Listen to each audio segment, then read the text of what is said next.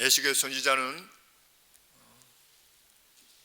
주전 586년에 북이스라엘이 최강 바벨론에 의해서 멸망을 당했는데, 바벨론에 의해서 멸망당한 지 약 1년 반 뒤에 이 말씀을 하나님으로부터 예언의 말씀으로 받게 됩니다.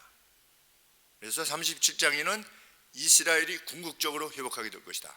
포로되어서 다 지금의 이라크 지역으로 다 잡혀갔지만 하나님께서 다시금 이스라엘을 회복해 하실 것이다. 그것이 37장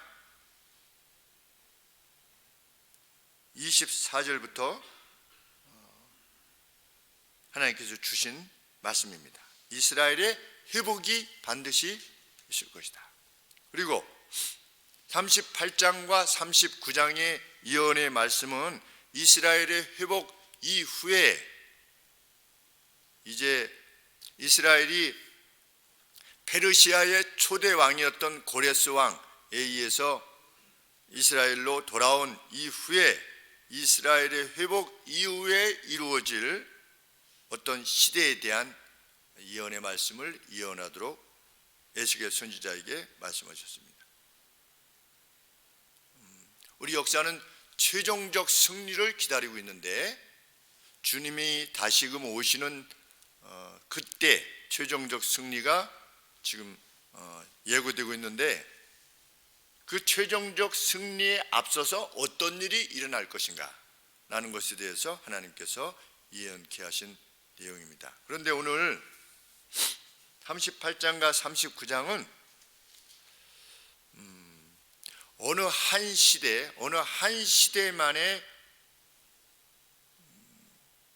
어떤 역사 속에서의 연대기적 예언, 가령 예를 들어서 이스라엘이 지금 주전 586년에 BC 586년에 멸망했는데, 이 멸망한 뒤에 70년 만에 돌아오게 될 것이다 라고 해서 536년에 돌아왔지요. 돌아왔는데 그 536년 돌아오는 것 같은 그러한 실제 역사 속에서의 어떤 구체적인 예언의 내용을 담기보다 마지막 최후에 있을 그 승리에 관계되어져서 큰 폭으로 지금 하나님께서 예언의 말씀으로 주시고 있다는 것을 38장의 내용을 보면 잘 알게 됩니다. 그 안에 나타나는 등장 인물들, 그리고 언급되어지는 그 지역들, 이런 것들을 보면 이 38장 39장에서 언급되어지는 이 곡이 영어로는 GOG입니다. 곡이라고 하는 인물로 표현되어진 어떤 그 하나님 나라를 대적하는, 쉽게 말하면 이스라엘 곧 교회를 대적하는 그 어떤 인물이 세상의 모든 나라들과 연합해서 함께 하나님의 나라를 대적하게 될 것인데, 하나님께서 가만두시지 않겠다. 이것이 38장 39장의 내용입니다. 최후의 승리가 있기까지 그 싸움이 계속해서 역사 속에서 반복되어질 것이다. 그리고 궁극적으로는 하나님께서 승리케 하심으로 누가 참신인가를 세상에서 드러내시겠다. 이것이 38장과 39장의 내용인 것입니다. 1절, 2절에 보시면 하나님께서 하나님 나라를 이스라엘을 회복하시게 하실 것인데, 어떤 일이 일어날 것이다. 38장 2절에 인자야 에스겔아, 내가 너한테 말한다. 인자야 에스겔아, 너는 마곡 땅에 있는, 외우기 좋아요. 마곡, 우리 마곡. 여기도 영어로 마곡이에요. 마곡 땅 사놨으면은 돈을 많이 벌었을 텐데, 우리 서서서만 교회가 마곡 땅 바로 옆에 있었거든요. 이전에 이 마곡, 2절에 너는 마곡 땅에 있는 곡이라고 하는 인물입니다. 근데 그 곡이라고 하는 인물이 누구냐? 곧 로스와 메섹과 두발의 왕이에요. 로스와 메섹과 두발이라고 하는, 그런데 여기가 어느 지역인지 어느 민족인지 구체적으로 안 나와 있어요, 성경에. 근데 당대의 성도들은 이해하고 있었겠죠. 지금부터 2500년 전 성도들은 지금 잡혀왔던, 이라크에 잡혀와서 이 예언의 말씀을 들었던 이스라엘 백성들은 그것이 어느 것인지 이해를 가지고 있었을 것입니다. 그런데 그 프린스, 그 군주인 고객에게 말해라.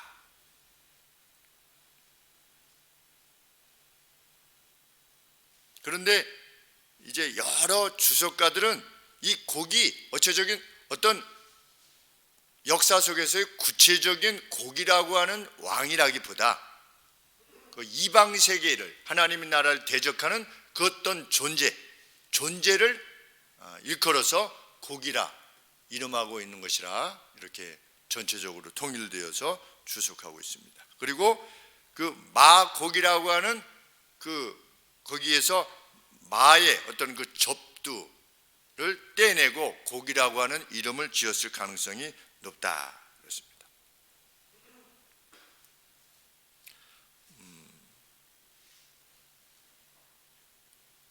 여기 보면 로시 메세크 투발의 군주인 곡이라 이렇게 말하고 있는데 27장 13절에 보시면, 우리가 앞서서 27장 13절에 보시면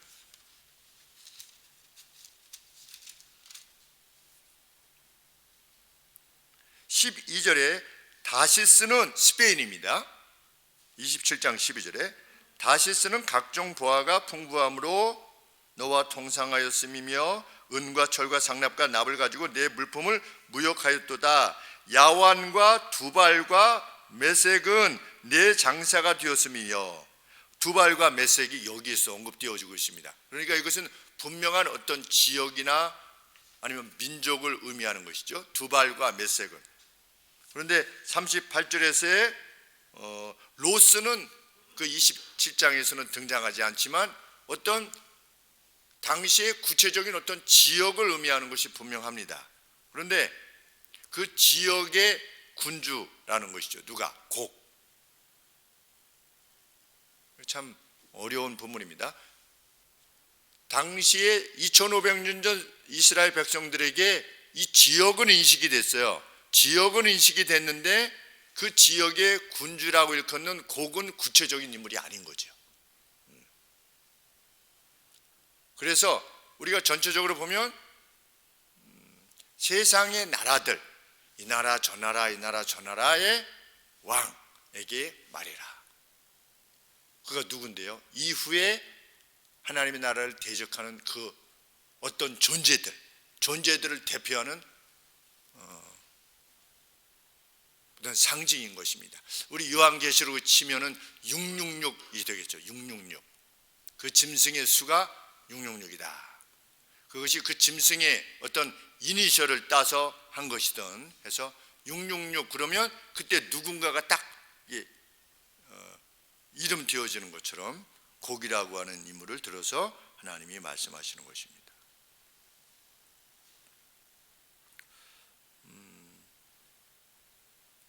카일과 델리츠라고 하는 독일 주석가의 주석을 이렇게 살펴보았는데, 초기 유대교 전통에 의하면 이 마곡이 창세기 10장 2절에서 나옵니다. 마곡이라고 하는 이름이. 그런데 야벳의 후손이었어요. 그런데 유대인들은 그 마곡을 어디로 이해하고 있냐면 지금의 우크라이나 지역의 그 야벳의 후손들이 그쪽 지역을 차지하고 살고 있었다. 그러니까 이스라엘이 있고 이스라엘 북쪽에 레바논, 요르단, 그 다음에 조금 더 지중해 쪽으로는 터키의 북쪽에 우리 크림반도 있지 않습니까? 러시아가 먹은 그 크림반도 위쪽이 우크라이나 아니겠습니까? 그 우크라이나 지역을 말하는 것입니다. 그곳 지역의 왕인 거지요. 쉽게 얘기하면 곡이라고 하는 왕이. 그러니까 세상 끝에 있는 그 어떤 북쪽의 끝에 그 어떤 존재, 이렇게 언급하고 있는 것입니다. 하나님께서는 그 곡에 대해서 예언해라. 실제로는 인물이 있는 게 아닌데 마치 그를 향하여 말하는 것처럼 예언하도록 해라. 왜? 앞으로 그런 일이 발생할 거니까. 세계사 속에서 하나님의 나라를 대적하는 인물들이 그렇게 등장할 거니까, 어떤 세력이 등장할 거니까. 그러면 어떤 세력들이 등장했습니까? 세계 역사 속에 보면 바벨론의 느부갓네살과 같은 왕, 이러한 자들이 그 고기 대변하는 어떤 인물인 겁니다. 그 페르시아, 그리고 헬라, 그리고 결정적으로 로마. 현대에는 종교 기득권을 선보겠다라고 하는, 교회를 선보겠다라고 하는 그 어떤 존재들, 우리 시대에 있어서는 그런 자들을 일컬어서 뭐라고 말할 수 있느냐? 고기라고 말할 수 있다는 것입니다. 로마의 교황, 우리 복음을 막기 위해서 수많은 화형자들과 순교자들을 내지 않았습니까? 제가 늘 말씀드리듯이 네덜란드에서만 30만 명을 죽였다. 뭐가? 로만 캐톨릭이, 교황이 네덜란드에서만 순교자가 나왔습니다. 왜? 진리를 따르는 이들을 핍박한 것입니다. 각 시대마다 곡이 있었던 거죠. 근데 최종적인 승리 앞에 그 곡이 있을 것이다라고 요한계시록이 언급하고 있는 것입니다. 우리 한번 요한계시록 20장 7절에 보시면,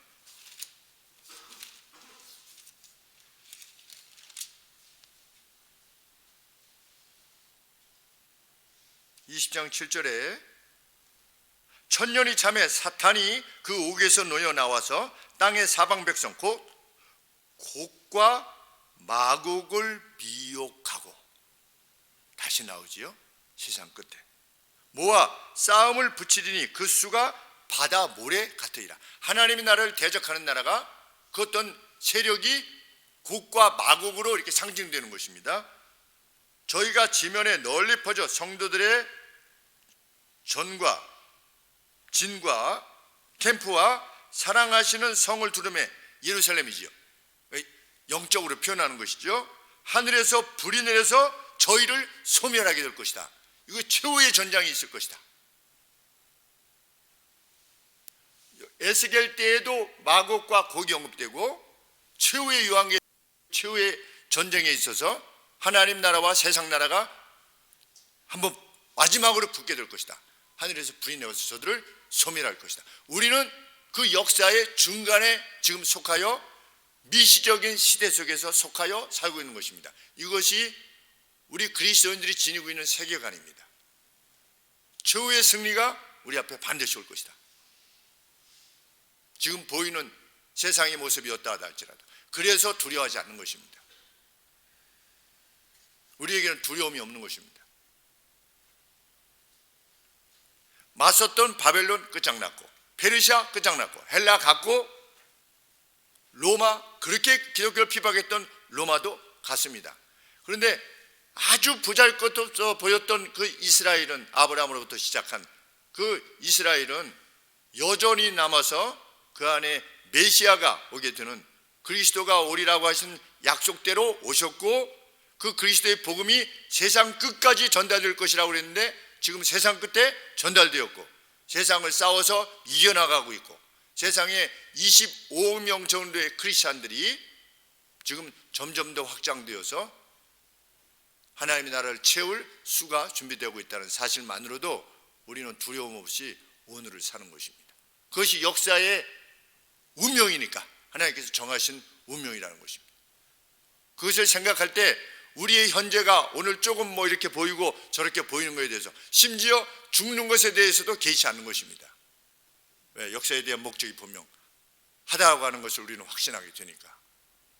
성경과 세계사를 연구해 보면, 그리고 하나님 말씀대로 사는 이들의 삶의 내용들도 지켜보면, 그리고 우리 자신이 하나님께서 행하시는 바를 쫓아 행했을 때 하나님이 주시는 그 능력, 권세, 회복, 이것들을 보시면 우리는 그 빼앗기지 않은 평강 가운데 거하게 되는 것입니다. 실로 늙음도 죽음도 병듦도 두려워하지 않고 오늘을 사는 것입니다. 어제 안순희 집사님께서 화요 청지 기반을 오셨는데, 안순희 집사님이 허리가 아니라 이 무슨 근막의 문제로 인해 가지고서 누웠다가 일어나시려면 20-30분을 끙끙 대셔야만 일어나실 수 있는, 허리에 힘을 줘야지 일어날 수가 있는데 허리가 아프셔가지고 지금 일주일 넘게 한 10일 정도 그랬는데도 불구하고 웃음을 띄우시고 하여 정직입안에 오신 모습을 보고 제가 존경이 갔습니다. 웬만하면 이 침대에 눕질 못하시는데 병원에 가셔서도 누워서 주사를 맞으셔야 하는데 맞으실 수가 없는 거예요. 누울 수가 없어, 일어날 수가 없으니까. 그래서 앉아서 닌겔을 맞으셨다. 그런 상황인데도 불구하고 참 이제껏 생애 가운데 아픈 것 중에 가장 아프시고 어떻게 낫게 되리라고 하는 보장도 없고 이런 가운데 있는데도 불구하고 참 얼굴이 벌거신 상태 가운데서도 이렇게 나오셔서 참 성도들과의 교통을 기뻐하며 또 그 가운데서도 고통스러우신데도 웃음을 지으시는 모습을 볼 때 참 같은 성도로서 참 존경이 갔습니다. 참 감사하다. 왜? 우리가 궁극적으로 어디로 가는 걸 알고 있기에. 그럴 정도니 살아 계시는 날 동안 얼마나 교회를 위하며 세상을 위하며 사시겠습니까?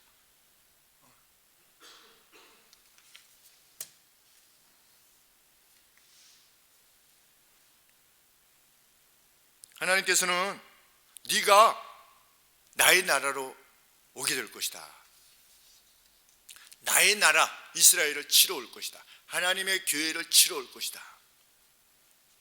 3절 말씀에 이르기를 주 여호와의 말씀에 로스와 메섹과 두발왕 고가 내가 너를 대적하여 너를 돌이켜 갈고리로 내 아가리를 꿰고, 이게 무슨 말이냐, 너 턱에 갈고리를 이렇게 걸어서 너로 하여금 어디로 오게 할 것이다? 이스라엘을 치러 오게 할 것이다. 누가 치러 오게 할 것인가? 하나님이 치러 오게 하실 거라는 겁니다. 무엇하려고? 내가 이스라엘의 하나님인 내가 어떤 존재라는 것을 세상에 알게 하시려고 내가 너를 어떻게 할 것이다? 끌고 와서 너로 하여금 이스라엘을 치게 할 것인데 너와 함께 무수한 군대들이 올 것이며 세상의 모든 나라들이 너와 동맹을 맺을 것이다. 그리고 전부 다 몰려와서 너는 북쪽인데 동서남쪽의 모든 연합군들이 함께 연합해서 내 나라로 오게 될 것인데 실상은 내가 그렇게 하는 것이다 라고 하는 사실을 고객에게 알려라. 우리는 그래서 아는 겁니다. 세상 나라가 교회를 대적할 때, 하나님의 나라를 대적할 때 그 싸움이 그 싸움이라는 것을 오늘 알게 되는 것입니다. 하나님이 이렇게 말씀하셨기 때문입니다. 그러면 그의 군대와 말들은 어떠한 모습으로 올 것이냐? 4절 말씀에 완전한 갑옷을 입고 큰 방패와 작은 방패 둘 다를 가지며 칼을 잡은 큰 무리들과 함께 올 것이며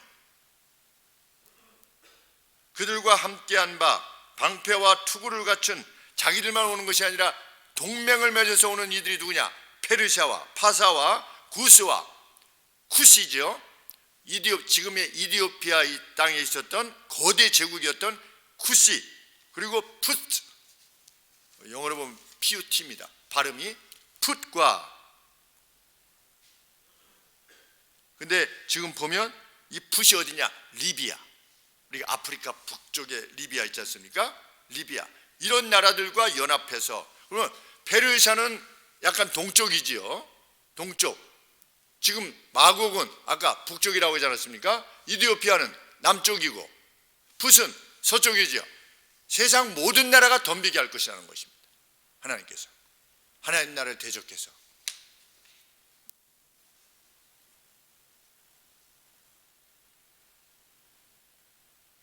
그리고 북쪽의 가장 먼 6절 말씀에 극한의 가장 먼 북방의 도갈마 족속과 그의 모든 때 곧 많은 백성의 무리를 너와 함께 끌어내리라. 누가?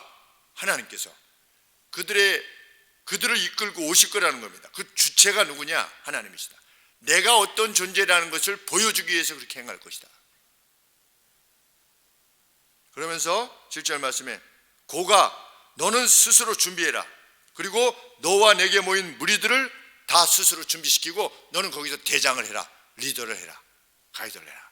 그리고 와라 내 나라로.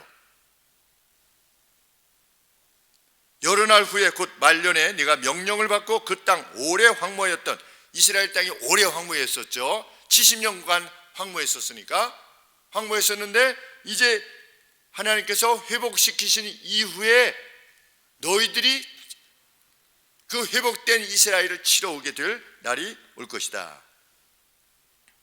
그 땅 백성은 이스라엘 땅이지요. 칼을 벗어나서 열국에서부터 모여, 하나님이 어떻게 하셨습니까? 586년에 멸망시키셨다가 536년에 각국에 흩어져 있던, 마치 지금 유대인들이 각국에 흩어져 있다가 본국으로 1948년 이후에 다시금 모였던 것처럼 하나님께서 다 모으셔서 이스라엘을 이루었는데, 그 이룬 이스라엘을 공격하는 무리들이 역사 끝까지 계속될 것이라는 거죠.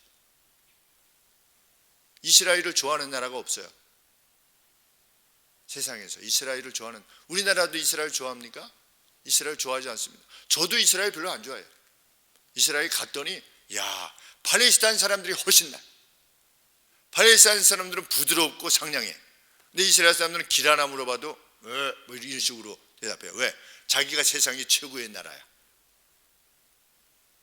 다른 민족들은 저 다 오랑캐들이, 쉽게 얘기하면 오랑캐들이라 별로 이렇게 대할 때 선대하지 않아요. 누가 이스라엘을 좋아하겠냐는 생각이 들어요. 그러니까 이스라엘 민족을 하나님이 좋아하신 것이 아닌 것입니다. 그 안에 보내실 메시아와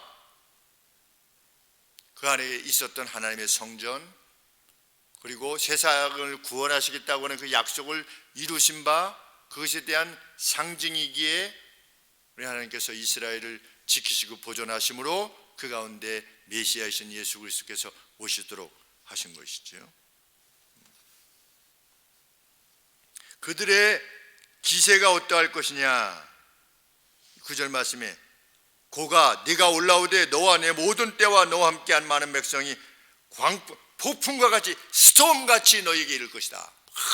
그냥 이스라엘을 치르는 스톰같이 이를 것이며 구름같이 그 땅을 덮을 것이다. 이스라엘 땅을 덮을 것이다. 삼키려고, 이스라엘을 끝장내려고, 하나님의 교회를 끝장내려고 할 것이다. 10절 말씀에 네가 왜 그렇게 될 것이냐? 내가 너희 마음에 여러 가지 생각을 하게 하고 악한 꾀를 내어서, 저 평원의 거울, 이스라엘 지금 평안하게 사는데 거기 성벽도 없고 그 빗장도 없고 문도 없으니 가서 우리가 다 탈취하면 되겠네, 이거 쉽겠네 라고, 교회가 그렇지 않습니까? 오늘 교회가 어떻습니까? 공격하기 정말 쉽지요. 우리 예수 믿는 사람들은 세상에서 교회 다니는 사람이 이렇게 하면 그거 방어할 수 있습니까? 없습니까? 방어할 수 없습니다. 그리고 방어하는 것도 우습습니다. 교회 다니는 사람이 그러면 돼요. 목사 아니면 목사가 이렇게 하면은 제가 뭐 이렇게 방어할 수 있습니까? 방어할 수 없습니다. 마치 성벽도 없고 빗장도 없고 문도 없는 것 같습니다. 세상이 교회를 공격할 때 무슨 독존이 이렇게 공격해도 우리가 뭐 거기서 방어하고 이러고 싶지도 않고, 그렇게 방어하라고 하나님께서 말씀하시지 않았습니다. 그래서 세상이 이스라엘을 가서 노력하자 라고 하는 마음을 누가 줄 것이다? 하나님께서 주실 것이다. 떼거리로 몰려올 것이다. 그래서 12절에 물건을 겁탈하며 노력하리라 마음을 먹고 내 손을 들어서 황무였다가 지금 사람이 거처하는 땅 열국 중에서 모여서 짐승과 재물을 얻고 평안하게 거하고 있는 이들, 세상의 중앙에 거하는 백성. 왜 중앙에 거하는 백성이라고 했냐면 쳐들어오는 쪽이 동서남북이잖아요. 중앙이고 하나님께서 유의하시는 백성이기에 중앙이고, 세상의 중앙에 사는 백성들을 공격하게 될 것이다.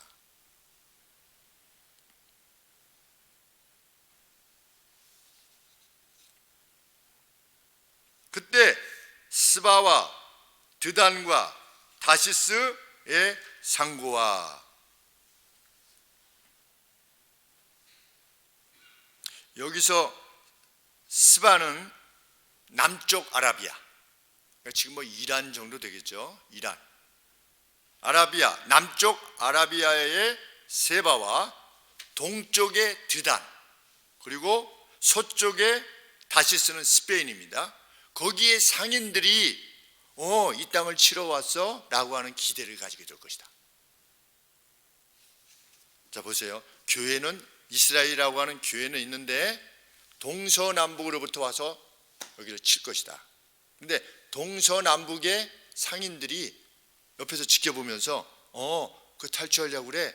탈취하면 무엇을 하려고요? 그 사람들은 상인들이잖아요. 다시스의 상인들, 유명한.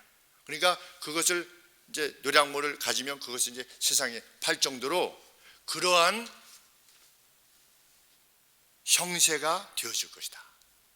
그런데 이스라엘은 그것에 맞서지 못할 것 같은, 하나님의 나라는, 교회는 그것과 맞서지 못할 것 같은 아주 위태로운, 이제 절체절명의 위기에 속한 그러한 상황에 거하게 될 것이다. 그런데 그것을 이끌어가는 이가 누구냐? 나 하나님 자신이라는 거예요. 무엇을 보여주시기 위해서? 누가 진짜 신이냐고 하는 사실을 보여주시기 위해서. 마치 무엇과 같습니까? 골리앗과 다윗이 싸웠습니다. 뭐 싸웠다라기보다 다윗으로 하여금 골리앗을 이기게 하심으로 누가 진짜 신이냐? 로마와 이스라엘이, 로마와 하나님의 나라가 싸우지 않았습니까? 로마와 교회가 싸웠습니다. 로마가 수많은 그리스도인들을 화형시켰습니다. 그리고 목을 잘라 죽였고 톱으로 잘라 죽였고 콜로세움에서 맹수의 밥이 되게 하였습니다. 걸리면 다 죽는 겁니다. 그렇게 해서 이 정도면 기독교가 끝장날 것으로 이게 그들이 알았습니다. 그런데 로마가 어떻게 됐습니까? 로마가 멸망하고, 그 로마가 멸망하기 전에 로마라는 나라가 기독교의 나라가 됐습니다.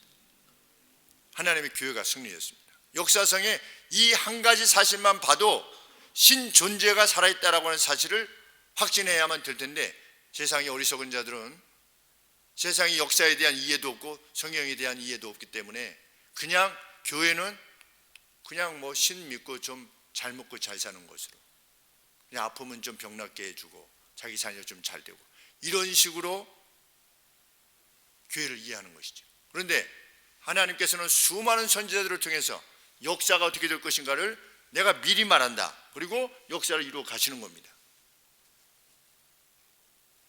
불과 12명의 제자들이 이스라엘이라고 하는 땅, 너희가 세상 끝까지 내 복음을 전하게 될 것이다 라고 했을 때, 그 누가 믿을 수 있겠어요? 우리 뭐 12명, 요 정도 되는 수가 온 세상에 복음을 전하게 될 것이다. 세상 끝날까지 내가 나와 함께 할 것이다. 너희들과 함께. 그래서 그 결과적으로 내 복음이 세상 끝날까지 전하게 될 것이다 라고 말씀하셨을 때, 그 주변에 있던 사람들이 누가 그것을 믿을 수 있었겠는가? 근데 그것이 이루어졌잖아요.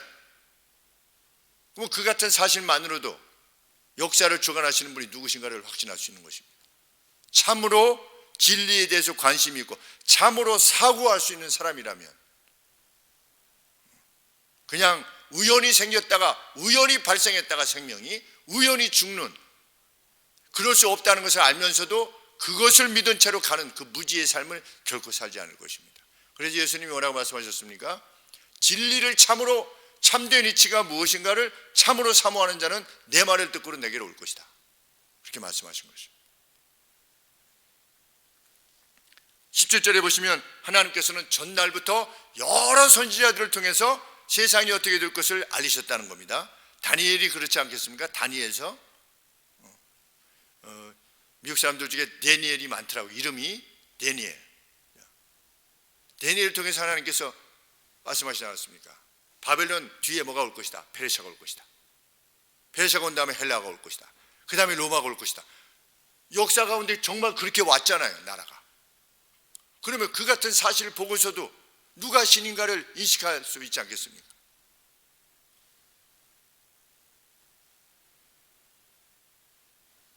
그렇게 세상이 고기 하나님의 나라를 대적할 때 하나님의 분노가 그들에게 임하게 될 것이다. 19절 말씀에 그날에 거기 이스라엘 땅에 큰 떨림이 있을 것이다. 그 두려움이 있게 될 것이다. 근데 그 두려움은 이스라엘 진영에 있는 것이 아니라 쳐들어왔던 마곡, 쳐들어왔던 곡과 연합한 동맹군들 사이에 그 큰 두려움이 임하게 될 것이다. 하나님이 어떠하심을 보게 될 것이기 때문에. 그래서 바다에 있는 생물조차도, 하늘에 있는 새들조차도, 땅의 모든 짐승들이, 사람들이 하나님의 현존 앞에서 떨게 될 것이다. 하나님을 정말 만나면 우리 생애 내에서도 하나님을 직접 조우하게 되는 때가 있습니다. 일생에 몇 번은 안 되지만 하나님을 직접 조우하게 되면 어떻게 되는 것입니까? 경외가 생깁니다. 경외. 그래서 주여 나를 떠나소서 나는 죄인으로소이다. 이렇게 되는 것입니다. 하나님을 진짜 만나면.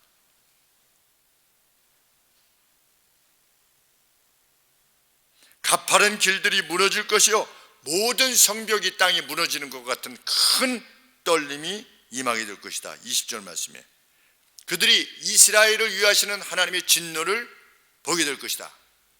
오늘도 하나님을 대적했던 무리들이지요. 오늘이라고 하는 날에 하나님의 교회를 대적하는 무리들이 있습니다.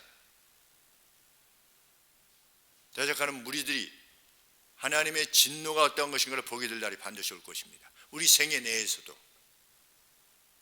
교회를 끝장내겠다라고 했던 자들에게 임하는 하나님의 그 어미하심이 무엇인가를 알게 될 것입니다. 우리는 그들을 단지 불쌍히 여길 뿐입니다. 우리는 그들에 대해서 분노하지 않습니다. 왜? 하나님께서 내 몫이니까 내게 맡기라고 하셨죠.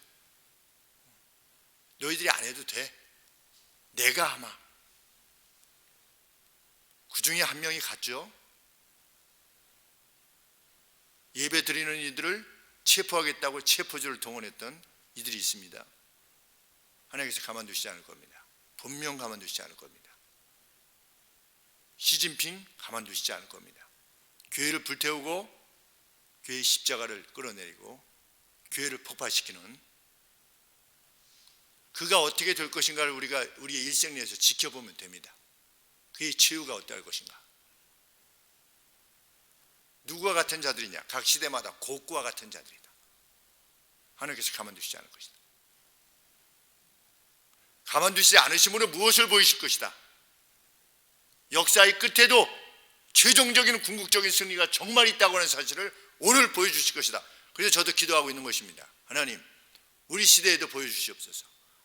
하나님이 어떠하신 분이심을, 하나님이 여호와라고 하는 이름하는 신이라고 하는 사실을 우리 God, 엘로힘이라고 하는 것은 영어로 번역되면 God입니다.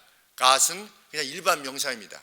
그냥 신, 여호와라고 하는 신이 어떤 신이라고 하는 사실을 드러내 보이시길 바랍니다. 하나님, 물론 하나님이 제가 기도하지 않아도 그렇게 하시겠지만 성도들은 역사상에서 그렇게 기도하지 않았습니까?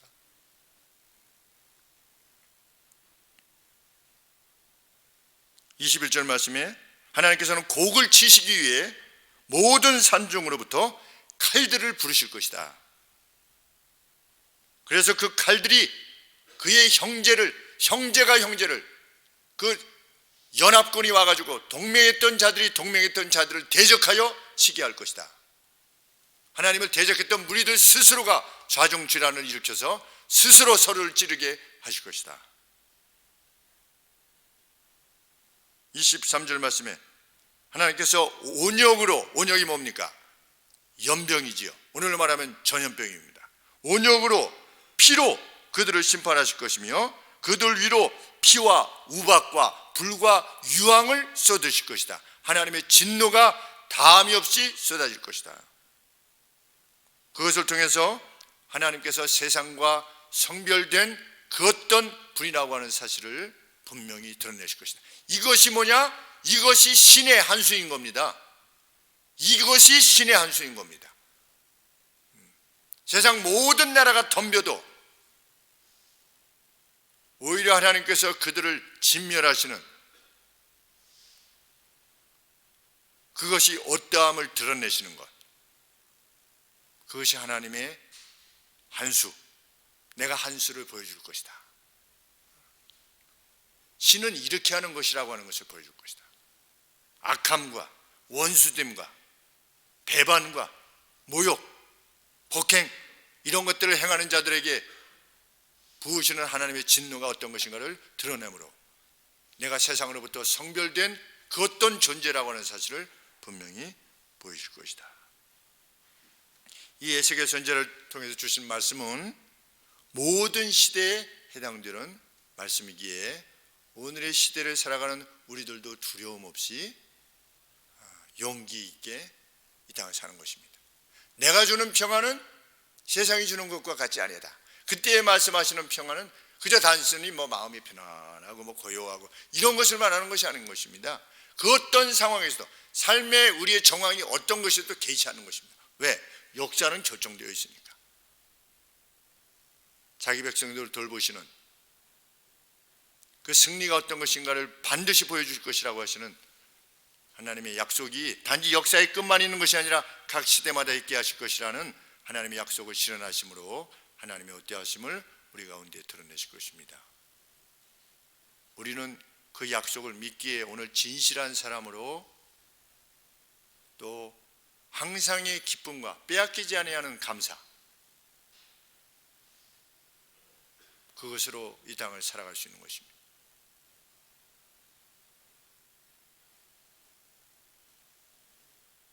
제가 화요청지 입안 때도 말씀을 드렸는데 문산에 갔다가 지난주에 지금도 마음에 계속 걸려서 말씀을 드렸는데 문산에 이제 현이가 기차 안에다가 무엇을 놓고 내려가지고 문산까지 급히 가가지고 이제 그것을 영무실에서 이제 찾아 나오는 동안에 그 앞에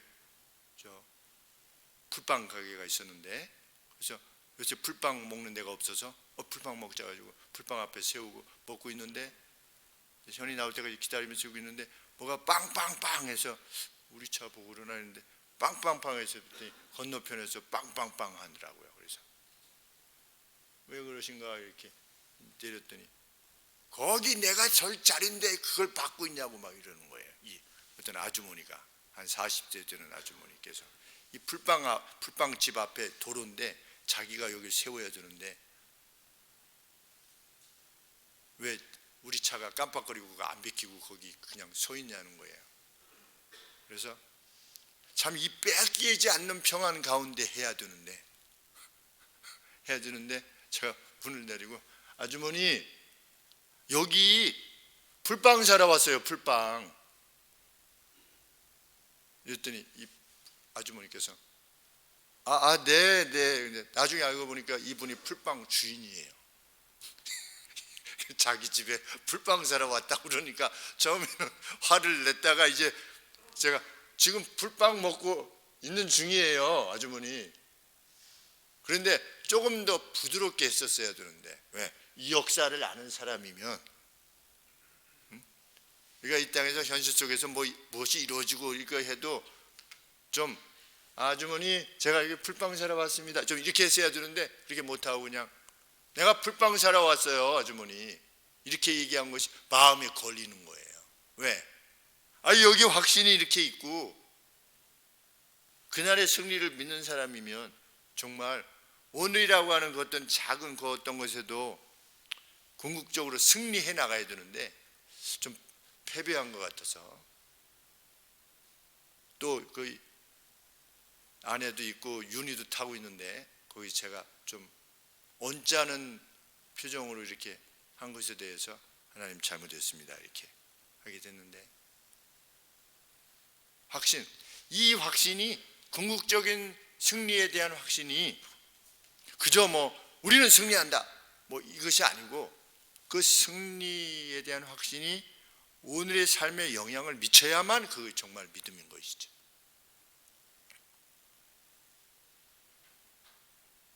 내가 승리케 할 것이니 걱정 말고 오늘의 싸움을 싸워라. 선한 싸움을 싸워라. 너희들 포로되어 왔지? 지금 그발강가에서 지금 포로되어 있지? 걱정하지 말아라. 이러한 날이 너희를 기다리고 있단다. 하나님 주시는 참 말씀. 너희 지금 이렇게 힘들지? 다 끝장난 것 같으지 어디 회복의 기미도 없지? 걱정하지 말아라. 내 백성인 너희들아, 나는 역사에 대한 이러한 계획을 가지고 있단다. 내가 반드시 보여주마. 너희 생애내에도 보여주마. 그래서 86년에 그랬는데 536년에 돌아가겠죠. 그들 중에 많은 사람들은 받겠죠. 네. 그러한 믿음의 사람, 믿음의 사람의 삶의 내용, 이것을 소유한 우리들이 되어주기를 하나님 앞에 늘 소원합니다. 기도하겠습니다.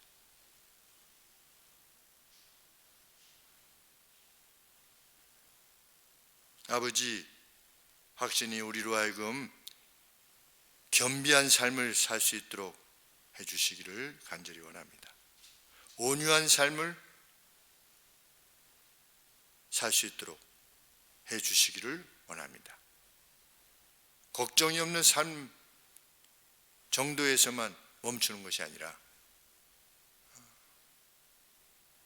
승리는 우리 것이니, 이미 우리 것이니 아버지, 그 승리한 사람으로서의 삶을 살게 하여 주옵소서. 예수님의 거룩하신 이름으로 기도합나이다. 아멘.